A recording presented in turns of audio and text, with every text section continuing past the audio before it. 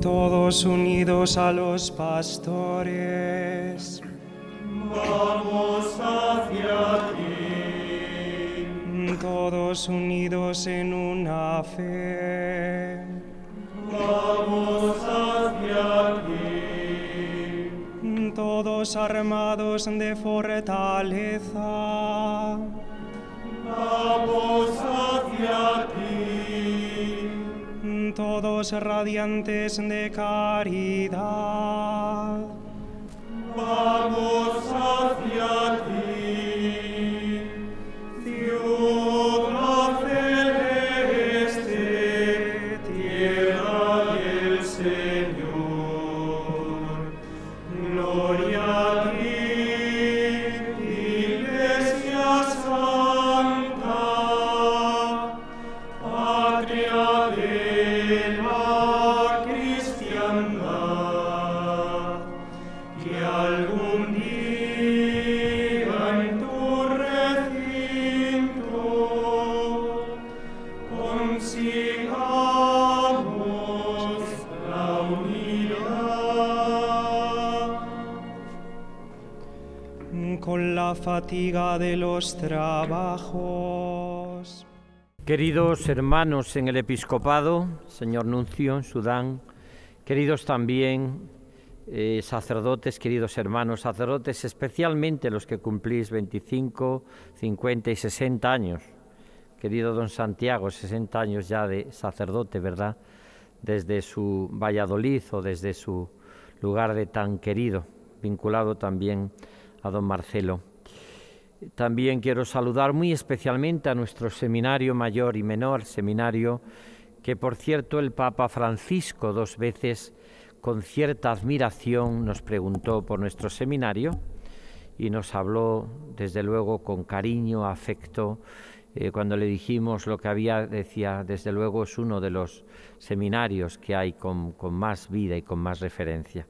Así que mi felicitación al señor rector y a todos los formadores y al seminario mayor y menor, como también de don Braulio, que nos comentaba don Francisco, el Papa Francisco, mejor dicho, con mucho afecto, nos decía el Papa Francisco que le diésemos recuerdos y que cómo estaba en su salud. 2 veces nos lo preguntó, pero se le veía que tenía un interés muy grande por su persona. También saludo a los familiares de los que estáis aquí, de los sacerdotes que cumplen hoy esta efemérides. Mirad, yo creo, y después de las grandes, podríamos decir, ponencias que nos han dado, porque han sido breves, pero no han sido, porque ser breves, han llegado hasta el corazón y han profundizado los 3 que nos han dado esas intervenciones sobre San José y sobre aplicado a nuestra vida sacerdotal. Mirad, yo lo que trato, y brevemente, como siempre, en nuestra homilía, es de explicar cuál sería el perfil que tiene San Juan de Ávila sobre el sacerdote hoy. ¿Cuál sería el perfil de San Juan de Ávila para nuestra vida sacerdotal? Que está en los grandes maestros de espiritualidad sacerdotales de todos los tiempos, desde San Juan Crisóstomo y desde el Papa Francisco también, que está diciendo a los sacerdotes continuamente, y el mismo San José, que también con las claves que nos han dado nos puede ayudar. Yo diría que el perfil que nos dice San Juan de Ávila, que escribe, como sabéis, Audifilia en la cárcel, acusado, y que es el hombre profundamente enamorado del Dios amor y de la humanidad de Cristo, y que probablemente escribe de las páginas más bellas sobre el sacerdocio.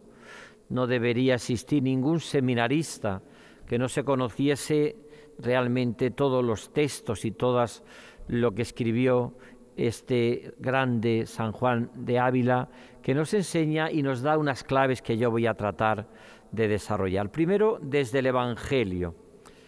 Si el resucitado nos cita en el cenáculo, el resucitado nos cita en la Galilea, que es probablemente repoblada por los que venían del exilio de Babilonia, probablemente el lugar más pobre de la tierra, más humilde, más insignificante, donde están geográficamente el lugar más bajo de la tierra, en el Jordán, donde Jesús escucha: este es mi Hijo muy amado, del Padre, de parte del Padre, es el lugar más bajo de la tierra, lo cual nos quiere decir a nosotros algo que también lo va a repetir San Juan de Ávila.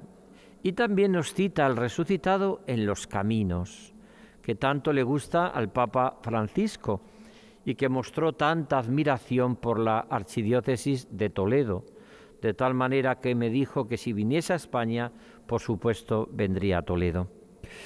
Desde ahí, ¿cuál sería un poco en estos tres lugares cómo los ilumina San Juan de Ávila? Pues yo diría que San Juan de Ávila vive tanto en el cenáculo como en Galilea de los gentiles, la Galilea, como también en los caminos, Emaús y otros caminos que hay del resucitado. También Pedro y Juan corriendo con la iglesia a la tumba vacía. O también el camino que recorre María Magdalena en la noche buscando al amado, como dice preciosamente el Cantar de los Cantares. Desde ahí, ¿cuál sería? Mirad, yo creo que lo que vive San Juan de Ávila es lo que se llama y llaman los místicos y se llama en la teología espiritual lo diametralmente opuesto. Lo diametralmente opuesto, que no es lo contrario. Uno no puede vivir en su vida la verdad y la mentira juntos, no lo puede vivir. Pero sí puede vivir junto lo diametralmente opuesto, que vive, por ejemplo, San Ignacio, y que vive, por ejemplo, San Juan de Ávila, y que vive San Francisco de Sales, y que vive el santo cura de Ars desde su sencillez y humildad, pero que ya quisieran muchos escribir las homilías que escribía él, que se pasaba preparándolas con los santos padres horas y horas. Desde ahí, ¿cuál sería lo diametralmente opuesto en el cenáculo? Pues mirad, no existe sacerdocio sin Eucaristía y no existe Eucaristía sin sacerdocio. Tan claro es así que diametralmente opuesto en San Juan de Ávila sería que es capaz de compaginar una profunda vida de oración y de contemplación. Él nunca iba a predicar ninguna misión si antes no pasaba muchas horas orante, incluso a veces hasta la noche. De tal manera que dicen los que escriben sobre él que por donde pasaba como apóstol de Andalucía o de Extremadura, prácticamente era llamativo si alguna persona de allí no se convertía. El maestro de Ávila ha pasado por Zafra, ha pasado por Andalucía, por Córdoba, y a todo el mundo realmente prácticamente se quedaba prendido de su santidad y de su entrega y de su buen hacer.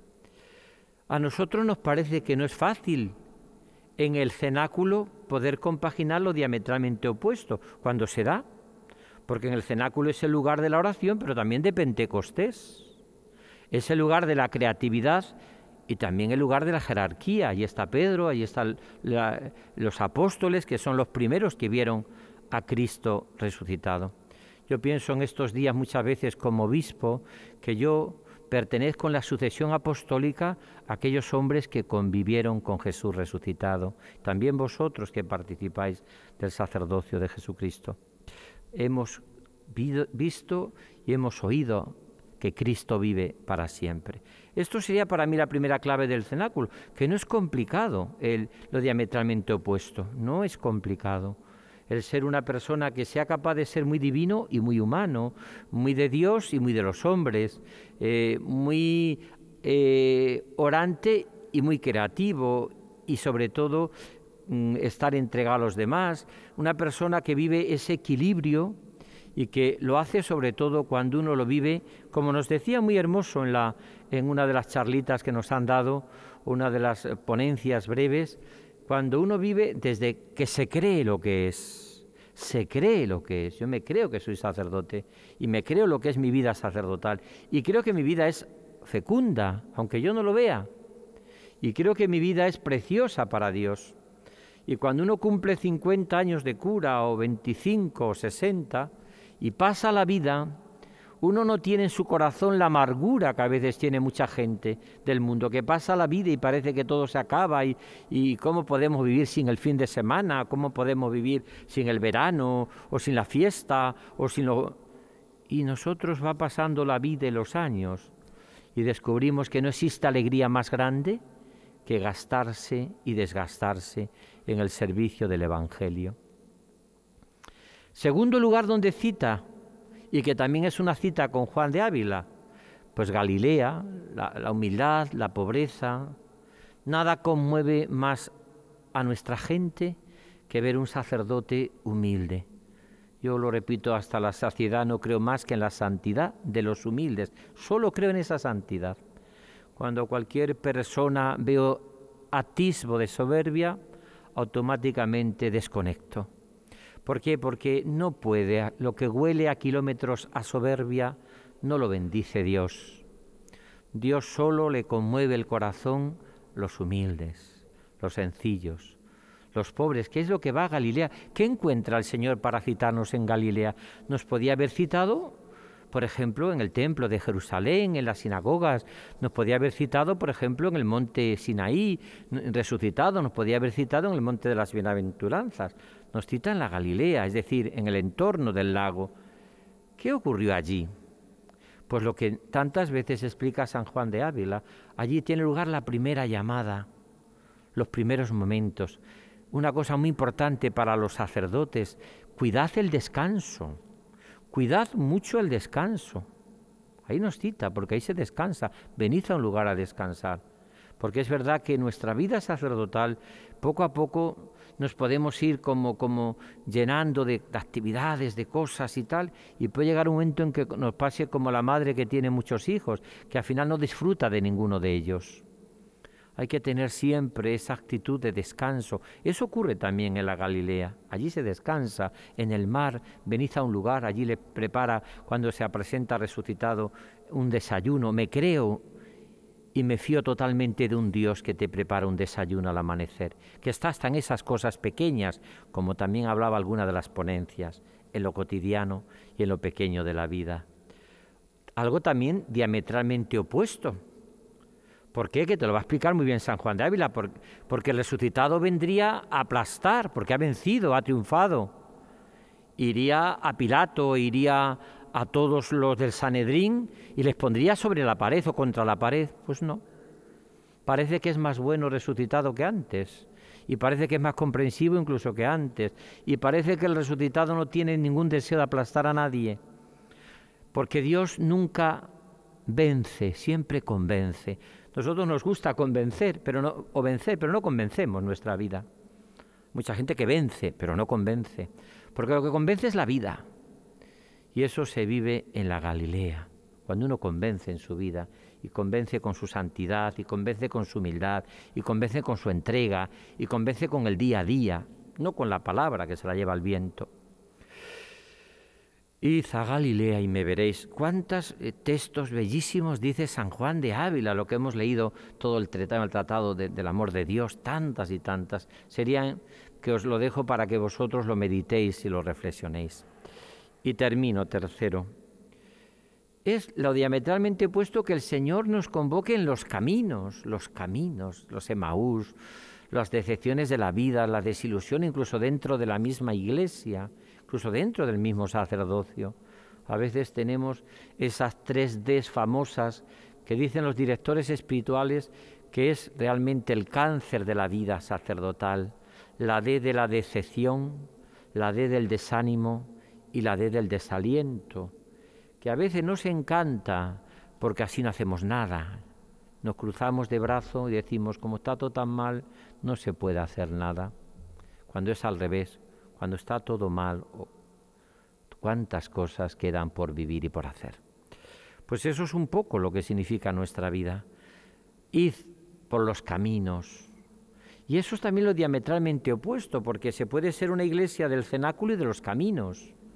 Se puede ser una iglesia que vive profundamente su encuentro con el resucitado y a la vez ser un hospital de campaña, como nos decía también el Papa Francisco en esa entrevista larga que hemos tenido con él.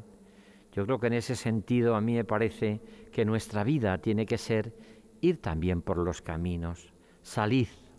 Es verdad que hoy, porque toquemos las campanas, no vendrán a nuestras iglesias, no vendrán.